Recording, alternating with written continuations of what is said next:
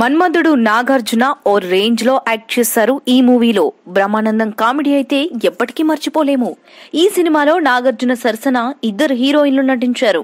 ఒకరు సోనాలి బింద్రే, మరొకరు అంశు. సోనాలి బింద్రే గురించి పక్కన పెడితే నేనుగా లేనే నిన్న మొన్నలా అనిపించే అంశు తన ఫస్ట్ లుక్ లో నే పువ్వులో లేనిది తన నవ్వులో ఉన్నది అని ప్రూవ్ చేసుకుంది. నిజంగానే తనను చూసి వెన్నెల తలదించుకుంటుంది. అంత అందంగా ఉంది ఈ మూవీలో.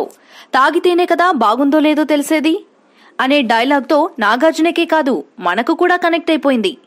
అంశు మన్మధుడు తర్వాత రాఘవేంద్ర అనే మూవీలో ప్రభాస్ కి జోడీగా నటించింది. కొంతకాలం కన్నడలో కూడా నటించింది.